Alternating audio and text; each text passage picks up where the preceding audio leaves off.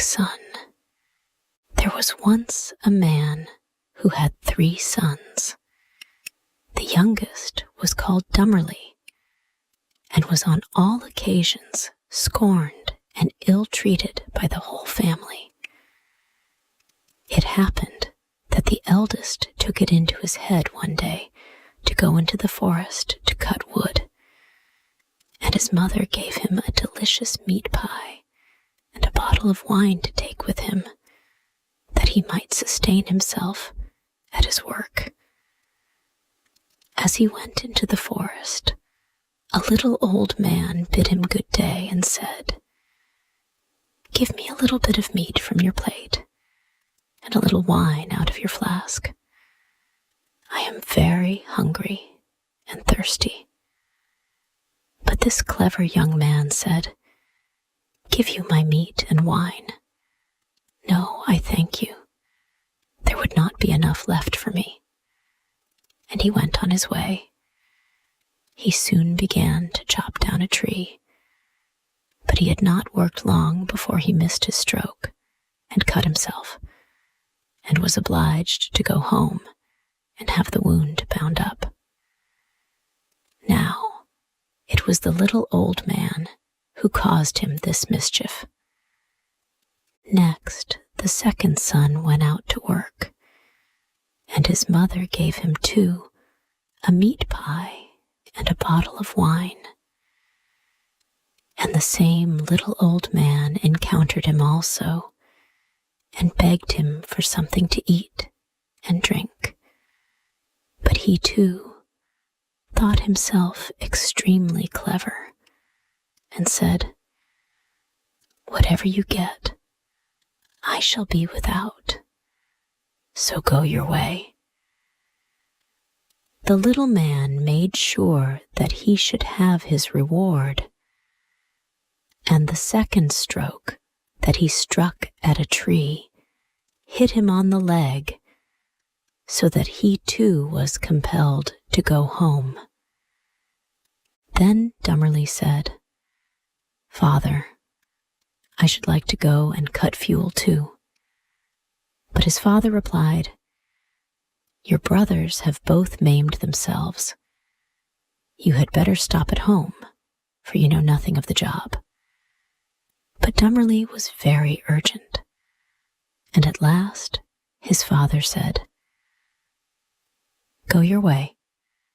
You will be wiser when you have suffered for your foolishness." And his mother gave him only some dry bread and a bottle of sour ale. But when he went into the forest, he met the little old man, who said, "Give me some meat and drink, for I am very hungry and thirsty." Dummerly said, "I have nothing but dry bread and sour beer. If that will do for you, we will sit down and eat it together." So they sat down, and when the lad took out his bread, behold, it was turned into a splendid meat pie, and his sour beer became delicious wine.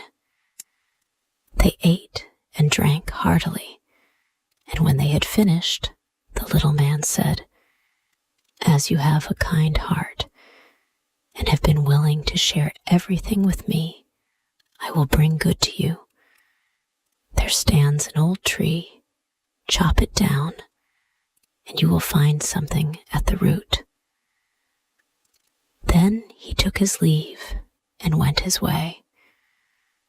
Dummerly set to work and cut down the tree, and when it fell, he discovered in a hollow under the roots a goose with plumage of pure gold. He took it up and went on to an inn, where he proposed sleep for the night. The landlord had 3 daughters, and when they saw the goose, they were very curious to find out what this wonderful bird could be, and wished very much to pluck one of the feathers out of its tail.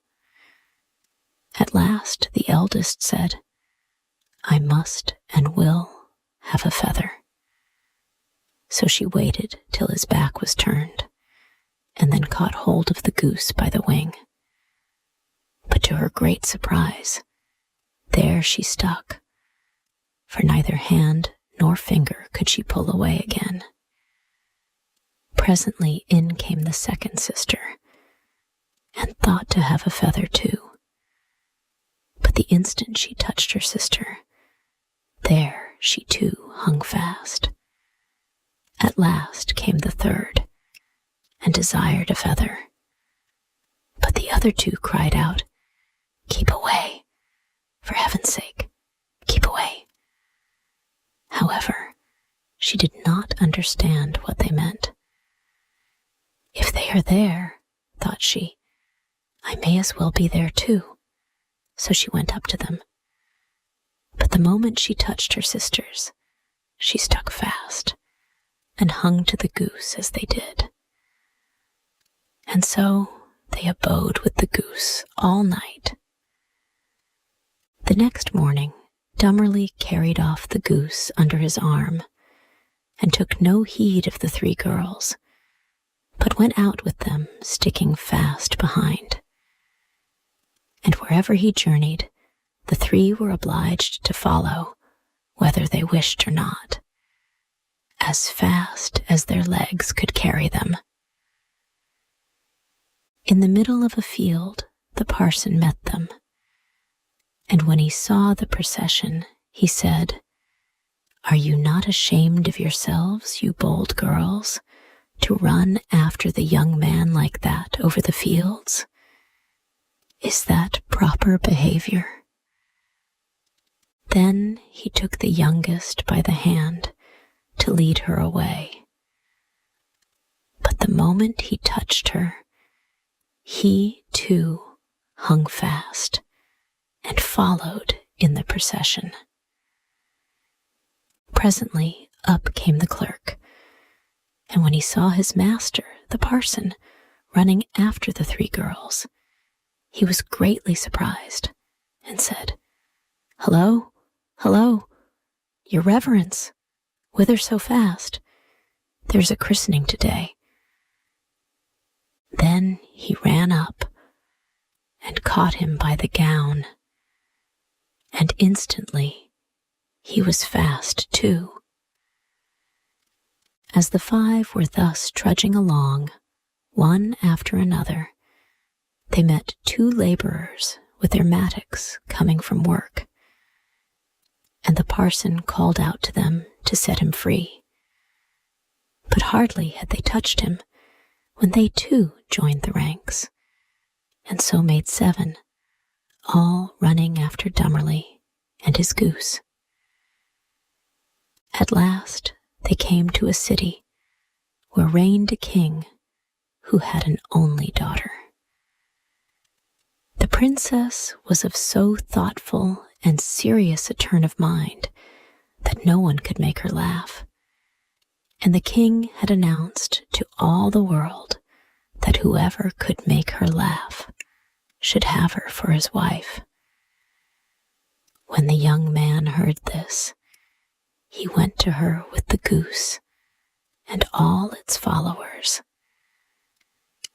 And as soon as she saw the 7 all hanging together and running about, treading on each other's heels, she could not help bursting into a long and loud laugh. Then Dummerly claimed her for his bride. The wedding took place, and he was heir to the kingdom, and lived long and happily with his wife.